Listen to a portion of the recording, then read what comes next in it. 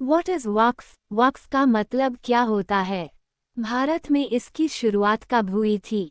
मोहम्मद गोरी और कुतुबुद्दीन ऐबक से जुड़ा है इतिहास।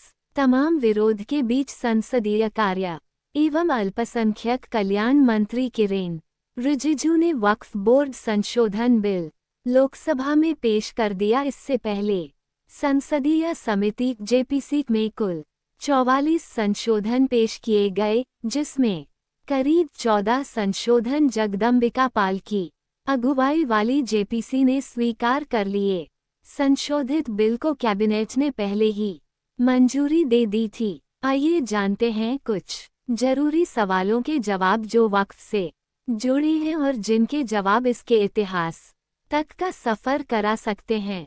वक्फ है क्या? वक्फ अरबी भाषा से निकला शब्द है, जिसका ओरिजिन वाकुफा शब्द से हुआ है। वकुफा का अर्थ होता है ठहरना, रोकना।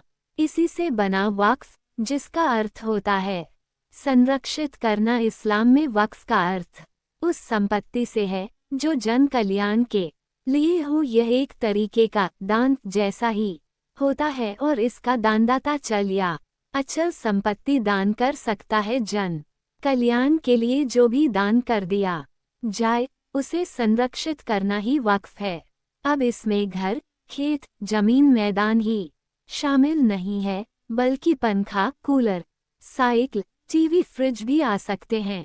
शर्त यही है कि इसे जन कल्याण की मकसद से दान किया गया हो। जो ये दान देते हैं, ऐसे दानदाता को वाकिफ कहा जाता है। वाकिफ ये भी तय कर सकता है कि जो दान दिया गया है उसका या उससे होने वाली आमदनी का इस्तेमाल कैसे होगा। अगर कोई दानदाता वाकिफ ये कहता है कि उसके दिए गए दान से होने वाली कमाई सिर्फ यतीम बच्चों के लिए खर्च होगी, तो ऐसा ही किया जाएगा। इस्लाम में वक्फ से जुड़ी एक कहानी, इसे लेकर एक कहानी भी सामने आती है। ऐसा कहा जाता है कि एक बार खलीफा उमर ने खैबर में एक जमीन हासिल की और पैगंबर मोहम्मद सल्लल्लाहु अलैहि वसल्लम से पूछा कि इसका सबसे अच्छा और बेहतरीन प्रयोग कैसे किया जा सकता है। पैगंबर ने कहा, इस संपत्ति को रोक लो, इसके बांध लो और इससे होने वाले फायदे को लोगों के काम में लगाओ, उनकी जरूरतों पर खर्च करो। इसे न बेचा जाए, न उपहार में दिया जाए और न ही इसे विरासत में दिया जाए। इस तरह उस जमीन को वक्फ किया गया। पैगंबर मोहम्मद साहब के समय की ऐसी ही एक घटना और सामने आती है, जब 600 खजूर के पेड़ों के एक बाग को वक्फ किया गया था और इससे होने वाली आमदनी से मदीना के गरीब लोगों की मदद की जाती थी। ये वक्फ के सबसे पहले उदाहरणों में से एक है। इसी तरह इजिप्ट की राजधानी काहिरा में एक बहुत पुरानी अल अज़हर यूनिवर्सिटी है, जिसे अरबी संस्कृति और भाषा की पढ़ाई के लिए सबसे बेहतरीन माना जाता है। ये 10वीं सदी में बनी थी और ये भी एक वक्फ है। भारत में वक्फ कब आया? इस्लाम के भारत आने के साथ ही भारत में वक्फ की आमद मानी जा सकती है। हालांकि इतिहास इसे लेकर बहुत क्लियर नहीं है कि वह किस कालखंड में इसकी शुरुआत बताए। ऐसे में ये भी तय करना इतिहास के लिए मुश्किल ही है। वक्फ को औपचारिक रूप से लागू करने वाला पहला शासक कौन रहा होगा, ये सवाल ठीक ऐसा ही है जैसा कि ये जानने की कोशिश करना कि दान की परंपरा कैसे शुरू हुई। मोहम्मद गोरी से मानी जा सकती है शुरुआत। हालांकि एक तथ्य यह है कि वक्फ की संपत्ति की शुरुआत सिर्फ 2 गांवों के दान से हुई थी। इन 2 गांवों का कनेक्शन मोहम्मद गोरी से जुड़ा है। 12वीं शताब्दी के आखिर में पृथ्वीराज चौहान से जीतने के बाद मोहम्मद गौरी ने सैन्य ताकत और इस्लामिक संस्थानों को बढ़ाकर अपनी सत्ता मजबूत करने की कोशिश की थी। मोहम्मद गौरी ने मुसलमानों की शिक्षा और उनकी इबादत के लिए मुल्तान की जामा मस्जिद के लिए 2 गांव दान में दिए थे। भारत में इसको वक्फ के पहले उदाहरण में से एक माना जाता है। ये भी कहते हैं कि भारतीय रेलवे और भारतीय सेना के बाद वक्फ बोर्ड भारत में तीसरा सबसे बड़ा जमींदार है। इसकी शुरुआत 12वीं सदी के अंत में अविभाजित भारत के पंजाब के मुल्तान में हुई और दिल्ली में राज करने वाले सुल्तानों के शासनकाल में यह फैली। वक्फ इस्लामी परंपरा का हिस्सा था और ये भारत में मुस्लिम शासकों के शासनकाल में धीरे धीरे प्रचलन में आया। अब अगर समय के पहिए के साथ पीछे की ओर सफ़र करते हुए चले तो मिलता है कि इस्लाम के साथ 7वीं शताब्दी में अरब व्यापारियों के कदम जब दक्षिण भारत खासकर मालाबार क्षेत्र में पड़े तो उन्हीं के कंधों पर वक्फ ने भी भारतीय जमीन पर कदम रखा। लेकिन इसे शासकीय स्तर पर लागू करने की बात की जाए तो पहला जिक्र दिल्ली सल्तनत के शासकों को दिया जा सकता है। दिल्ली सल्तनत की शुरुआत 13वीं शताब्दी से हुई थी।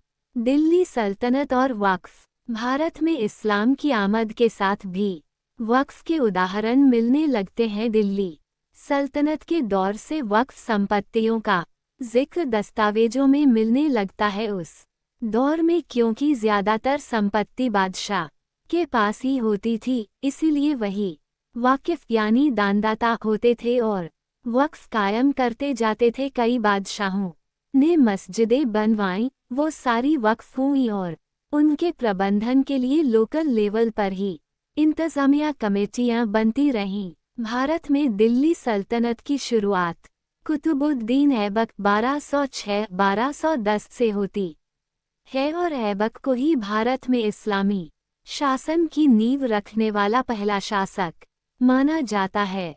उसके शासनकाल में और उसके बाद इल्तुतमिश 1211-1236 जैसे शासकों ने मस्जिदों, मदरसों और अन्य धर्मार्थ कार्यों के लिए संपत्तियों को समर्पित करने की प्रथा को बढ़ावा दिया, जो वक्फ के शुरुआती रूप थे। हालांकि ऐतिहासिक दस्तावेजों में स्पष्ट रूप से यह नहीं कहा गया कि वक्फ को लागू करने वाला पहला शासक कौन था, लेकिन इल्तुतमिश के शासन में इस्लामी कानूनों और परंपराओं को व्यवस्थित करने का कार्य शुरू हुआ, जिसमें वक्फ भी शामिल था। मुगल पीरियड में वक्फ मुगल काल में बाबर 1526-1530 और बाद में अकबर 1556-1605 ने वक्फ को और संगठित रूप दिया।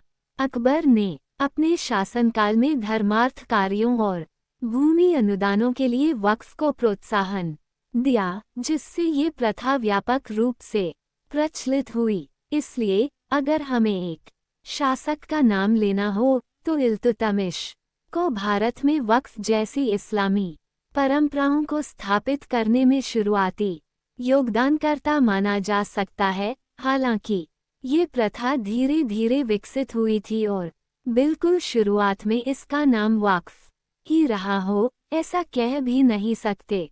लेकिन ऐसी संपत्तियां जिस मद में दान की जाती वो तरीका वक्फ ही था। ब्रिटिश पीरियड में वक्फ की शुरुआत के बारे में मशहूर इतिहासकार प्रोफेसर इरफान हबीब ने आज तक डिजिटल से बातचीत में कहा कि इसका इतिहास ब्रिटिश काल से लेकर इस्लाम की शुरुआत तक जाता है। प्रोफेसर हबीब बताते हैं, वक्फ बोर्ड को औपचारिक रूप से ब्रिटिश सरकार ने 1913 में शुरू किया था। इसके बाद 1923 में वक्फ एक्ट बनाया गया, जिसने इसे कानूनी आधार दिया। लेकिन इससे पहले भी ये प्रथा व्यक्तिगत स्तर पर मौजूद थी। लोग अपनी संपत्ति को गरीबों की मदद, शिक्षा और धार्मिक कार्यों के लिए छोड़ जाते थे।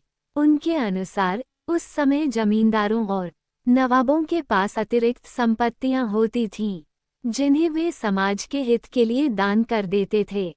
हबीब की माने तो पहले से मौजूद एक व्यवस्था को ब्रिटिश सरकार ने संगठित करने की कोशिश की। स्वतंत्रता के बाद यह व्यवस्था अल्पसंख्यक मामलों के मंत्रालय के तहत चलती रही। समय समय पर इसमें संशोधन हुए, जैसे 1995 में, लेकिन मूल भावना को बनाए रखना चुनौती बना रहा। इरफान हबीब के मुताबिक वक्फ संपत्ति सिर्फ जमीन नहीं होती, इसमें इमारतें, नकदी या कोई अन्य संपत्ति भी शामिल हो सकती है। पहले जमींदार अपनी संपत्ति का हिस्सा दान करते थे, लेकिन आज ये प्रथा कम हो गई है। वे बताते हैं कि इसका उद्देश्य था कि इनका उपयोग गरीबों, शिक्षा और धार्मिक कार्यों के लिए हो। समुदाय के लोग और दानकर्ता के प्रतिनिधि मिलकर बोर्ड बनाते थे, जिसकी निगरानी सरकार करती थी। चिंताजनक है वक्फ की मौजूदा स्थिति।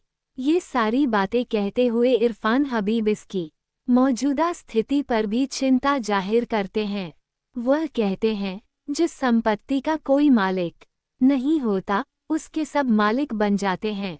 वक्फ संपत्तियों के साथ भी यही हुआ। कई जगह इनका दुरुपयोग हुआ और सरकारों ने ठीक से नियंत्रण नहीं किया। वे आगे कहते हैं, लोग चाहते हैं कि इसमें ईमानदारी आए, लेकिन ये भी जरूरी है कि इसका नियंत्रण समुदाय के पास रहे। अगर सरकार इसका मालिक बन जाए या बाहरी लोग हस्तक्षेप करें, तो इसका मूल उद्देश्य खत्म हो जाता है। हबीब इस बात पर जोर देते हैं कि कुछ लोग सरकार के नए संशोधनों पर शक करते हैं। वे कहते हैं, यह एक बड़ा रियल एस्टेट है। लोगों को लगता है कि इसके पीछे कब्जे की नीयत हो सकती है, जो चिंता की बात है। इतिहासकार हबीब इस्लाम में वक्फ की जड़ों के बारे में बताते हैं। इस्लाम में दान की व्यवस्था शुरू से थी, जैसे ज़कात और फितरा, लेकिन संपत्ति को वक्फ करने का विचार बाद में विकसित हुआ। सामान्य तौर पर हबीब यह मानते हैं कि वक्फ जैसी व्यवस्थाएं दुनिया के विभिन्न हिस्सों में अलग अलग नामों और रूपों में हैं, लेकिन उनका मूल उद्देश्य धर्मार्थ कार्यों के लिए संपत्ति का उपयोग करना ही होता है।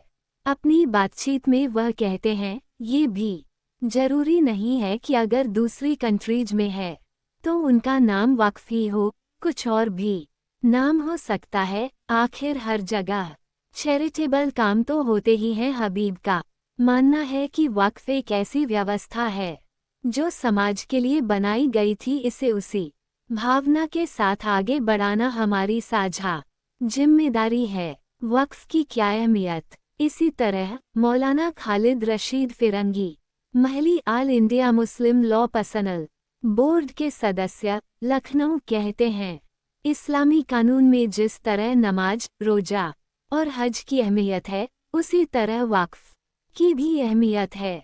भारत में वक्फ की परंपरा पिछले लगभग 1400 सालों से चली आ रही है। वे आगे समझाते हैं, वक्फ का मतलब आसान भाषा में यह है कि जब कोई इंसान अपनी संपत्ति को अपनी मिल्कियत से निकालकर अल्लाह को दे देता है, इस नियत के साथ कि इसका फायदा अल्लाह के बंदों को पहुँचे, तो उसे वक्फ कहते हैं।